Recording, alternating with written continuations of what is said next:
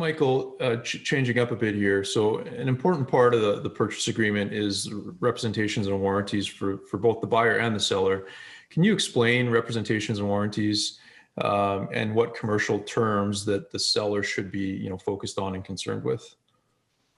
So basically, when you make a representation and warranty, you're representing and providing a warranty to the buyer that XYZ is true. Or gee, I'll give you just an example.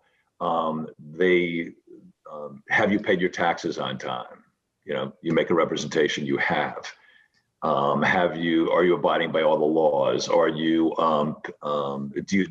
you have no litigation? Well, what then that causes when there's no litigation is you now have an obligation to schedule all the litigation. And this is where full disclosure becomes critically important. If you don't disclose it in the schedules and that litigation comes out of the woodwork, guess what? That cost is going to be on your dime. So the key to reps and warranties is make sure that you identify all the exceptions to the rules, and the rules are generally the reps that you're making. Litigation is an issue. I own all the IP. That's going to be a representation. I own all the IP I use. And what ends up happening is once lawyers dig in, they may find out, well, you don't really own all the IP. So you're far better off disclosing that in the schedules, because that protects you, that the buyer can't come after you for making that reps and warranties. It has to do with virtually every aspect of the company: receivables, inventory, people, IP, environmental, pension, taxes, legal. I'm going to go on and on and on. So the number of schedules, we're just doing one now. There's 52 pages of schedules. That's not atypical. And so it behooves everyone to make sure that they're fully disclosing everything. It takes a lot of work to do schedules. And that's frankly where a lot of times the lawyers spend most of their time making sure that the schedules are correct. Yep.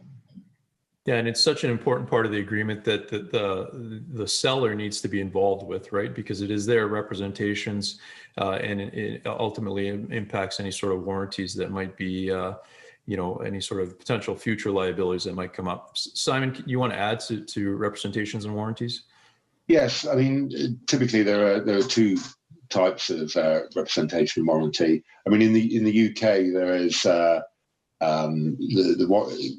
representations part is always deleted, and it's always the most difficult and contentious area to negotiate with a US buyer, because you do representations and warranties and you give them on an indemnity basis, whereas in the UK it's warranties and it falls under a different matter of law.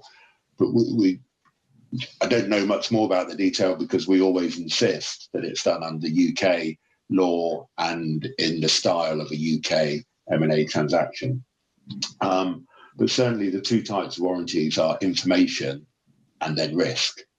So you would tend, as Michael said, you would there'd be a warranty in there saying, we have no employees. And that's just asking you to list out all the employees that work with you. So you give that information, and that's an information warranty. And then there's a risk one, which might be around litigation, which means if you don't disclose it, there's a liability on you that it happened under your ownership, and therefore you pick up the cost of that.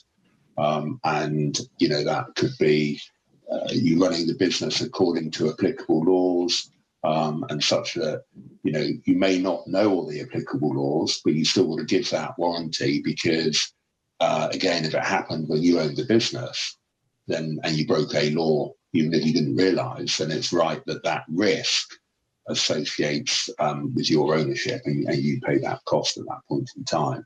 So they're typically the way the warranties will fall within those two categories in some form.